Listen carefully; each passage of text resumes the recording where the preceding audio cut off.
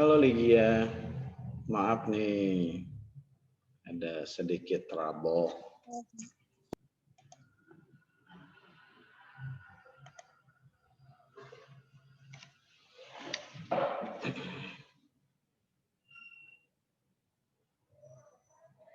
Halo Rian.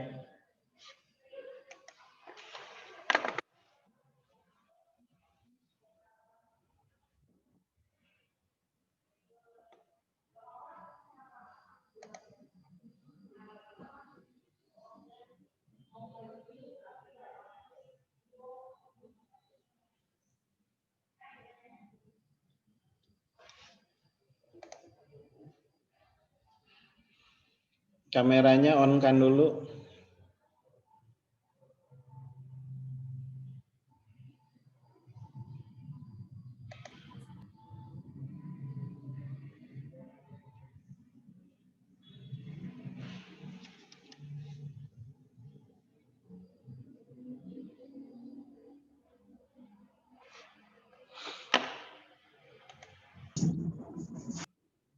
Sip.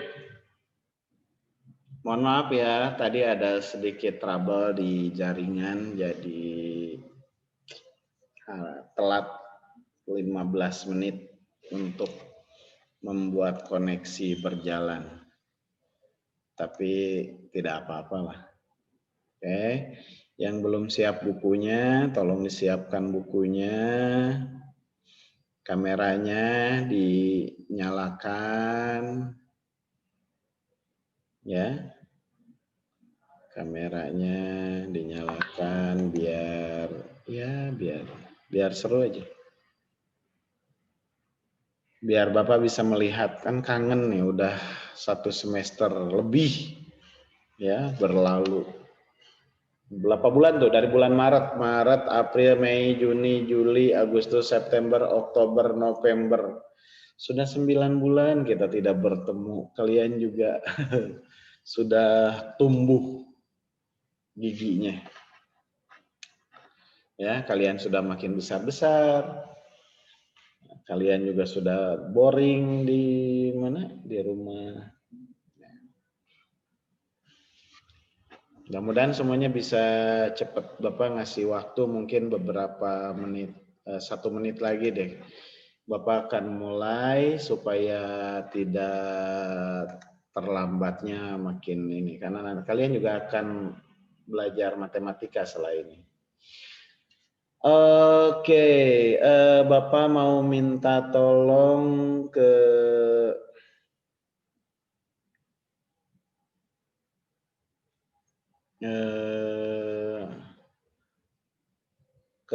ini ya. Tadi tuh yang pertama siapa ya?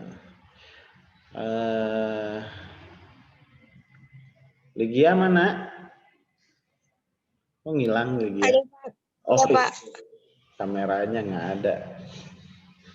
Oke, Bapak mau minta tolong ke ini ya. Ke 8G.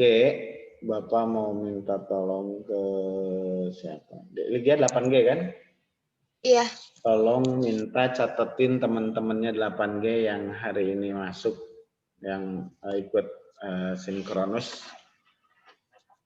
Oke, Pak. Kemudian yang 8H, coba siapa lagi? Siapa yang 8H? Fatimah, udah sembuh? Bantuin ya. Kamu catetin nama-namanya yang anak 8H. 8I.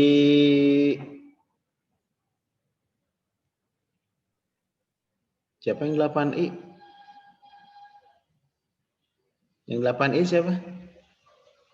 Siapa 8I yang mau jadi ini?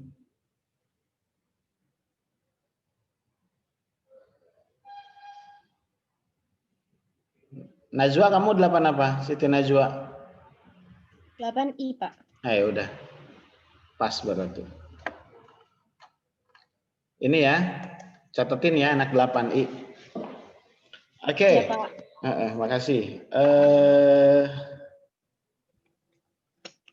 Bapak akan share screen, ya. Bapak akan share screen. Jadi makanya tadi kalian Bapak minta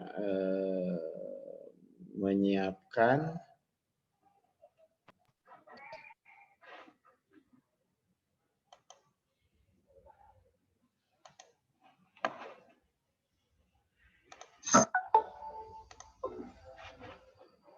bentar. Nah, ini Bapak sudah siapkan.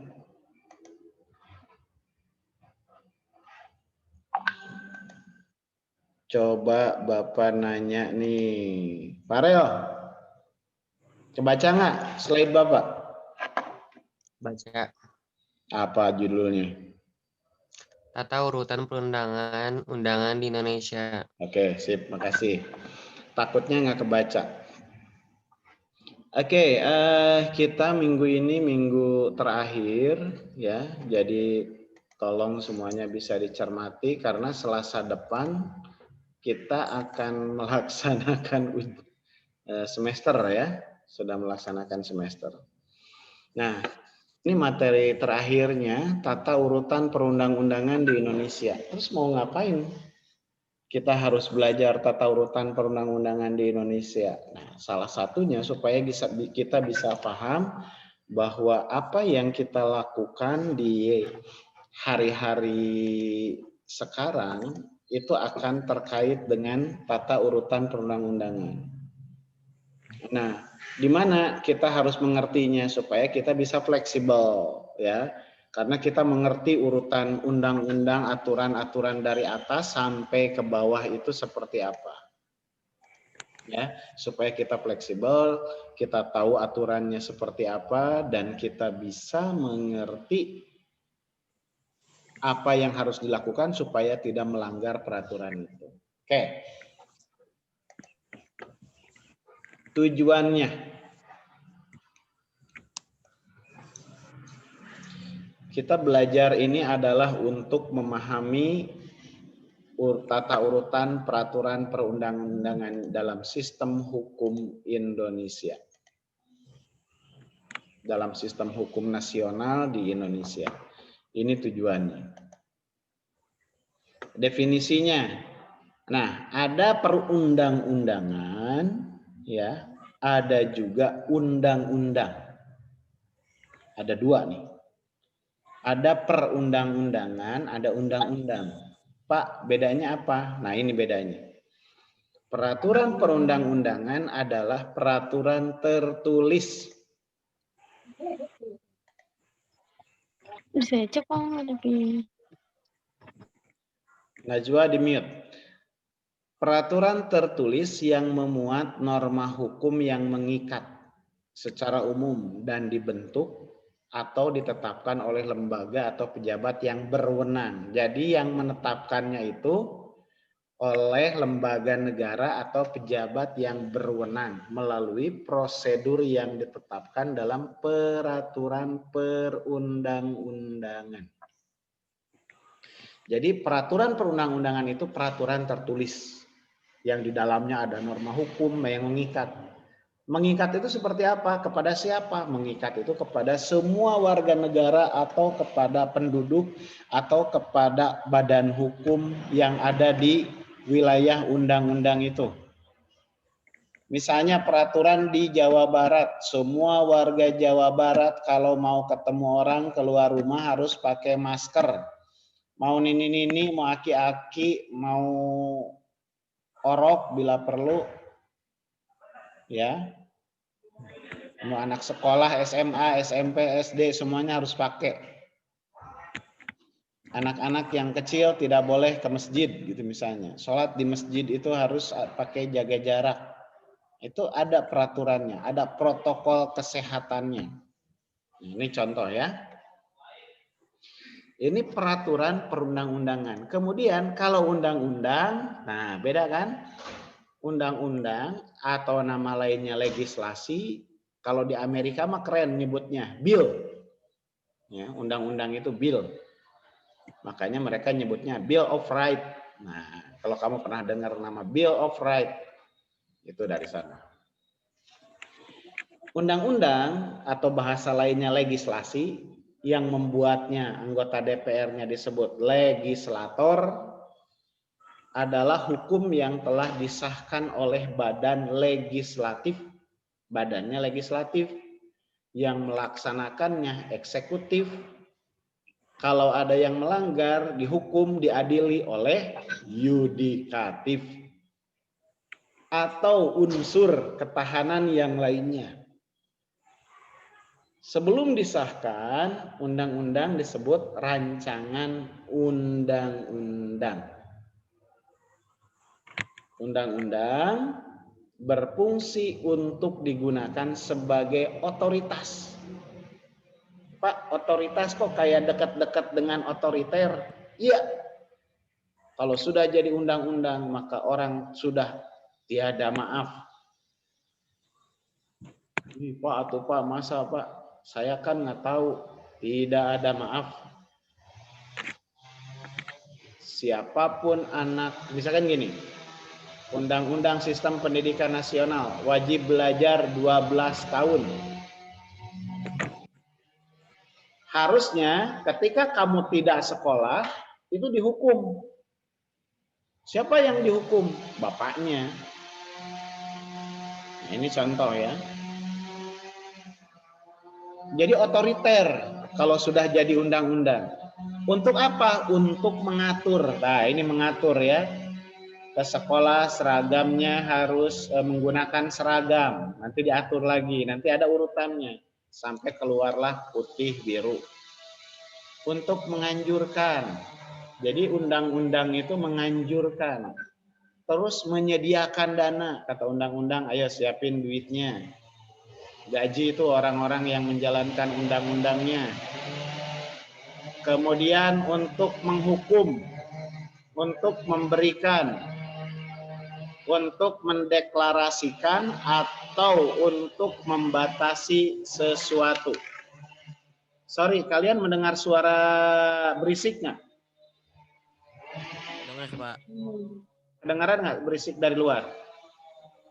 Dengar, Pak. Tapi kemudian Pak. Ya. Dengar, Pak. Nggak apa-apa, kalian fokus ke bacaan saja ya. Iya, Pak. Kemudian lagi apa? Untuk menghukum. Nah, jadi kalau ada yang melanggar dihukum. Terus untuk memberikan. Memberikan apa? Bantuan. Memberikan apa? Memberikan tunjangan. Kemudian untuk mendeklarasikan.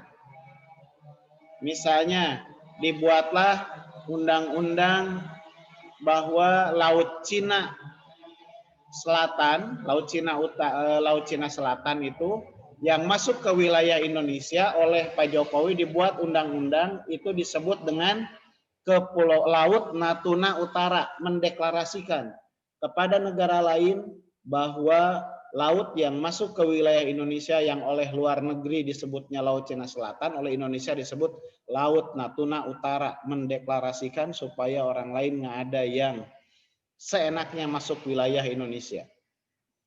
Atau untuk membatasi sesuatu. Misalnya tiba-tiba kayak tahun 98, negara susah minyak goreng. Lalu dibuatlah peraturan, yang beli minyak goreng dalam seminggu hanya 1 kilo seminggu misalnya.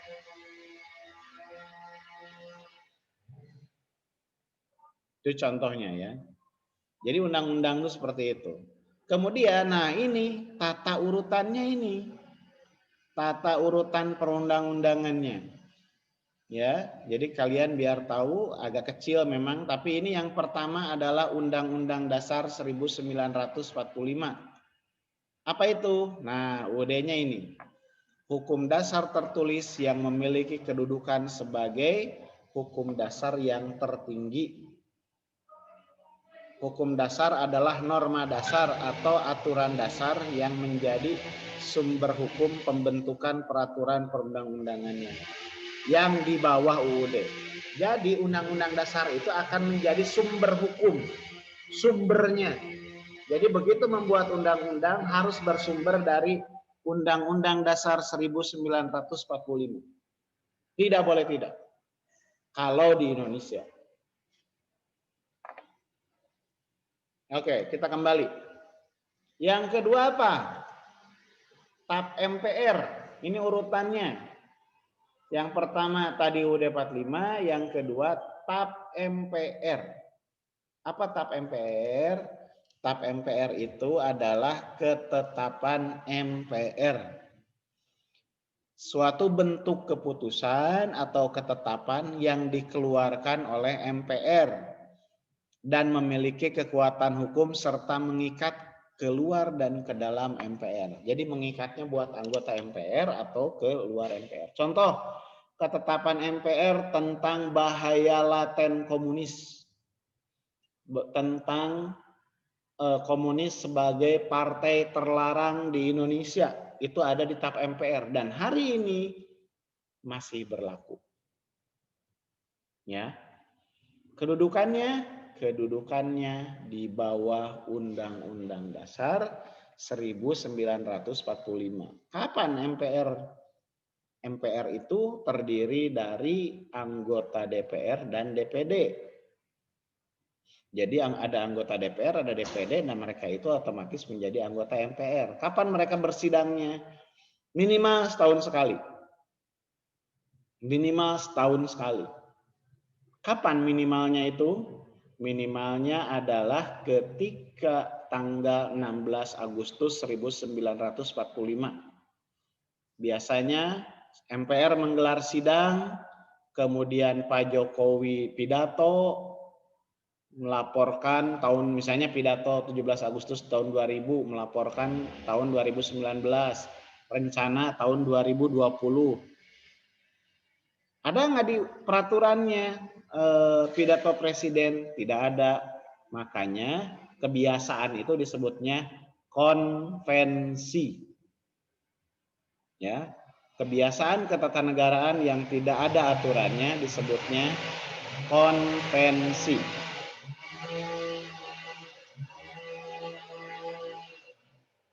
Oke. Yang ke-1 tadi Undang-Undang Dasar urutannya, yang kedua TAP MPR, yang ketiga baru undang-undang atau garis miring Perpu. Nah, kita bahas. Undang-undang adalah peraturan yang dibentuk oleh DPR dengan persetujuan presiden. Contoh yang lagi ngehit, yang lagi hype, namanya Omnibus Law. Ya, namanya Omnibus Law. Jadi dibuatnya oleh DPR dengan persetujuan presiden. Pak, kalau Perpu apa, Pak? Perpu adalah peraturan perundangan yang dikeluarkan oleh presiden. Jadi kalau undang-undang itu oleh DPR dan persetujuan presiden, sedangkan Perpu dikeluarkannya oleh presiden saja. Ketika Perpu dibuat tidak harus izin DPR.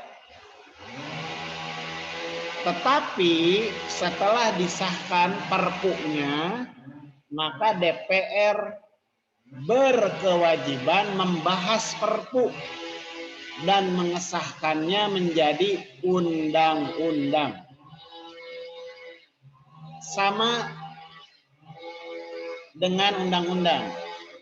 Setelah disahkan oleh DPR, kayak waktu itu, maka presiden punya waktu 30 hari, ya, 30 hari untuk baca undang-undang dan menandatanganinya. Pak, boleh nggak presiden nggak mau menandatangani undang-undang? Boleh. Tapi kalau sudah ditetapkan oleh DPR, kalau oleh presiden setelah 30 hari tidak ditetapkan, maka undang-undang itu akan berlaku dengan sendirinya. Tapi Pak, presiden nggak nanda tangan, nggak ngaruh. Tetap undang-undang itu berlaku.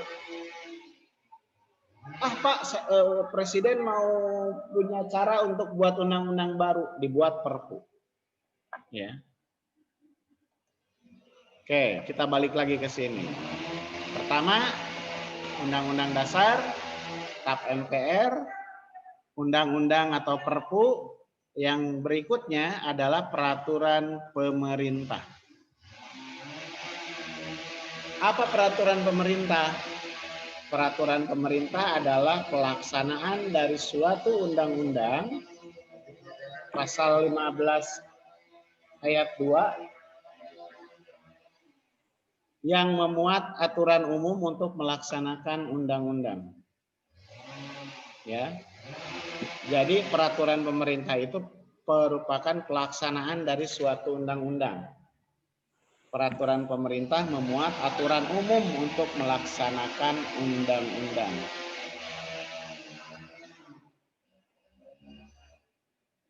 Kemudian apalagi? Perpres. Apa itu Perpres? Nah, kalau Perpres adalah peraturan perundang-undangan yang dibuat oleh presiden.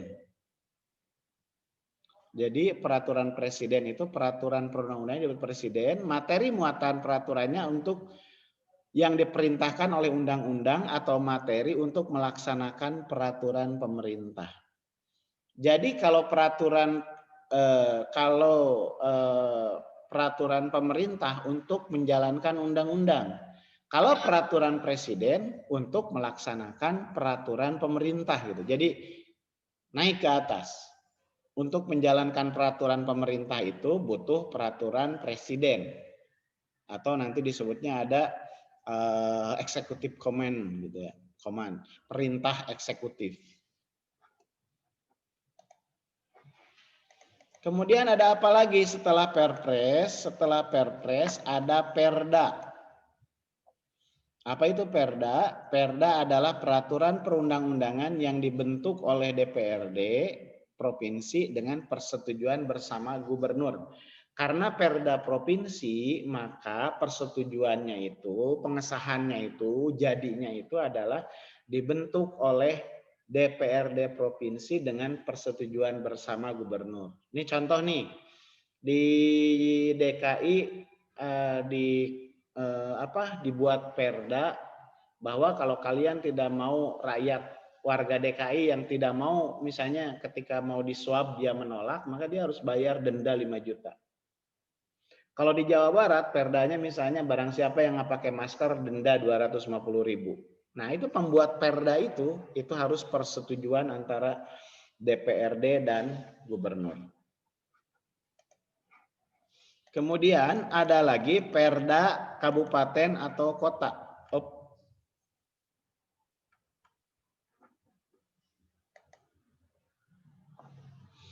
Nah, kalau ini dibentuknya oleh DPRD dengan kabupaten kota dengan persetujuan bersama bupati atau wali kota. Kalau di Kabupaten Bogor antara DPRD kabupaten dengan bupati. Kalau di Kota Bogor DPRD kota dengan wali kota. Contohnya apa? Misalnya contohnya dilarang membuang sampah sembarangan. Ya, ini perdanya ada itu. Ya. Perdanya ada. Biasanya di pinggir jalan tuh suka ada tuh. Ada peraturan daerah ditulis di situ. Ada perda nomor sekian tentang apa. Misalnya peraturan daerah dilarang membuang mantan sembarangan. Nggak ada itu, nggak ada. Ya. Oke. Balik lagi. Kemudian setelah kita bahas ini, maka kita tahu bahwa yang pertama dalam sistem urutan perundang-undangan itu adalah Undang-Undang Dasar 45. Atau yang kedua TAP MPR. Undang-undang atau Perpu, ini nih yang ketiga ini adalah untuk mengejawantahkan atau menjalankan, melaksanakan dari Undang-Undang Dasar. Ya. Contoh misalnya buat perlindungan tenaga kerja dari sini. Nah, kemudian peraturan pemerintah dibuat untuk menjalankan undang-undang. Jadi undang-undang itu harus baru bisa jalan kalau ada peraturan pemerintah. Peraturan pemerintah baru bisa berjalan lagi kalau sudah ada peraturan presiden. peraturan presiden baru bisa berjalan nanti di bawahnya lagi oleh gubernur itu, dijalankan oleh gubernur setelah dibuat perda provinsi. Nah, perda provinsi, aturan-aturan ini yang terkait nanti akan dibahas lagi di perda kota kabupaten. Jadi kurang lebih seperti itu urutannya. Jadi semuanya berurut, semuanya sistematis, semuanya semuanya hierarkinya itu seperti itu.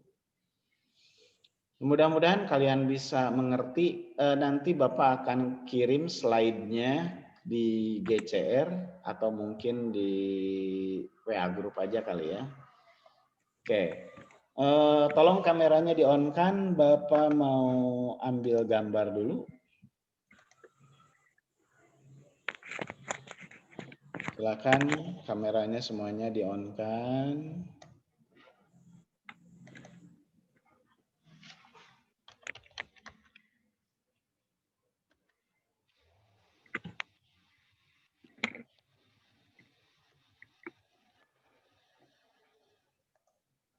Yang hadir hari ini 50 orang, kelas 7A, 8A, 8C 53 orang, kalau 8D sampai 8F tadi 58 kalau tidak salah. Ya, oke, sebentar lagi. Ya, sudah ada yang kabur lagi. Sebentar, Bapak belum jelasin semuanya.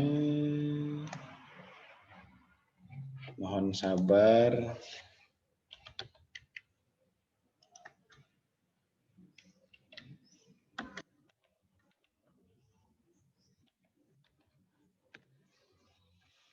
Oke, sip. Terima kasih semuanya. Nanti akan Bapak share tugasnya ya. Akan Bapak share tugasnya di WA group. Dan tolong yang belum ulangan atau apapun tolong menghubungi ya. Semuanya tugasnya dikerjakan. Jangan sampai nanti pas mau ngisi rapot kosong melompong. Gimana coba? Ya.